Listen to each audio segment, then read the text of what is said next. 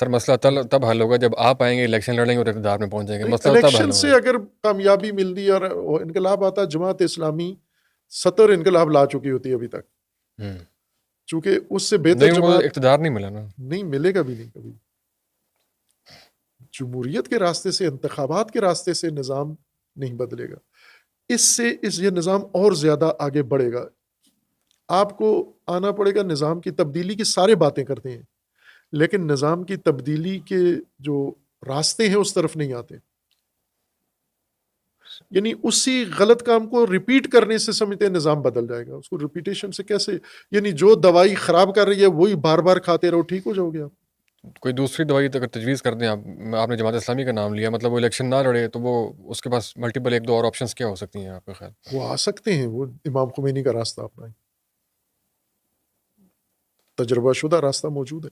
وہ کیا راستہ تھا ذرا بتا دیں۔ وہ تو الیکشن والا نہیں تھا، انتخابات والا نہیں تھا، نظام بدلنے والا راستہ تھا،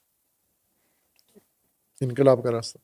کہتے تو وہ بھی ہیں کہ نظام بدلنے کے لیے وہ اس پروسیس کا حصہ ہیں، لیکن وہ آپ نے کہہ دیا نہیں ہے۔ لیکن خیر اگین الجھن میں یہ کہ کوئی الٹرنیٹ آپشن کوئی ان آپ کے یہ لیے۔ دیکھیں نا کہ آپ کے جو تجربے ہیں، جی، عمران خان کی حکومت، میری عمر تھوڑی ہے پاکستان کی عمر سے، لیکن مجھے جو یاد ہے حکومتیں، ذوالفقار علی بھٹو کی حکومت مجھے یاد ہے۔ صحیح، ویسے میں ایوب خان کی حکومت میں تھا، اسکول پڑھتا تھا، لیکن اچھا، زیادہ یاد نہیں ہے وہاں صحیح اس وقت کیا ہوتا تھا، لیکن ذوالفقار علی بھٹو کی یاد ہے مجھے۔ پھر اس کے دور بعد دیکھا آپ نے۔ ضیاء الحق کی حکومت آئی، پھر اس کے بعد جو بدل کے آتی رہیں ساری حکومتیں، وہ یاد ہے مجھے، اور ان کا تجربہ اور ان کا سارا میرے ذہن کے اندر ہے کہ یہ لوگ کیا کرتے رہے گزشتہ جو حکومتیں۔ ان میں اس یادداشت میں میرے یہ ہے کہ عمران خان کی حکومت سے زیادہ مضبوط حکومت کوئی بھی نہیں بنی۔ اس کو ہر طرح کی طاقت اس کے پاس تھی، فوج مکمل اس کے ساتھ، اسٹیبلشمنٹ اس کے ساتھ، اور ہر حکومت کے درمیان ایک مضبوط اپوزیشن رہی ہے۔ عمران خان کے لیے اپوزیشن بالکل پنچر کر دی تھی ہماری اسٹیبلشمنٹ نے۔ جی جی، تو اور ناکام ترین حکومت، سارے مانتے ہیں اس کو کہ ناکام بھی رہی۔ اب یہ شخص کب اس کو حکومت سے رسوائی کے ساتھ، جب وزیر اعظم ہے اور مضبوط ترین وزیر اعظم ہے، الیکشن میں لڑ کے آ کے یہاں بیٹھ کر پھر ذلت کے ساتھ اقتدار چھوڑنا پڑتا ہے۔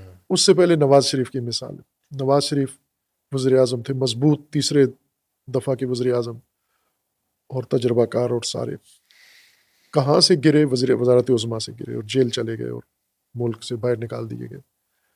خوب آپ دیکھیں نا کہ اگر جماعت اسلامی وزیر اعظم بیٹھی ہو، تو اگر اس حکومت بنا کے بھی جمہوریت کے ذریعے آپ اقتدار میں آتے ہیں تو یہ اوقات ہے آپ کی، کیا کر لیں گے آپ؟ تو اس میں تو اصل مجرم جماعت اسلامی یا عمران خان یا نواز شریف کے بجائے وہ ہیں جو نکالتے ہیں، میرے خیال ان کو نہیں، زیادہ نکالنے والے ٹھیک ہیں، وہ ٹھیک ہیں، یہ غلط ہے۔ یہ جو بار بار آتے ہیں اقتدار میں بیٹھتے ہیں، ذلیل ہو کے پھر چلے جاتے ہیں، پھر دوبارہ لائن میں کھڑے ہو جاتے ہیں۔ ہاں جی، ان کی لائن میں کھڑے ہوتے ہیں، وہ غلط کرتے ہیں جیسے لائن لگی ہوئی ہے لنگر کی، جی۔ اور ایک بندہ آتا ہے، کاسا آگے کرتا ہے، آگے سے تھپڑ پڑتا ہے، واپس جا کے پھر لائن کے پیچھے کھڑا ہو جاتا ہے کہ پھر میری باری آئے گی۔ اگر آپ اس سسٹم میں کچھ کرنے کے قابل ہوتے تو یہ کر لیتے نا یہ لوگ۔ صحیح ہے سر، آپ کی رائے ہے، اس کا احترام ہے۔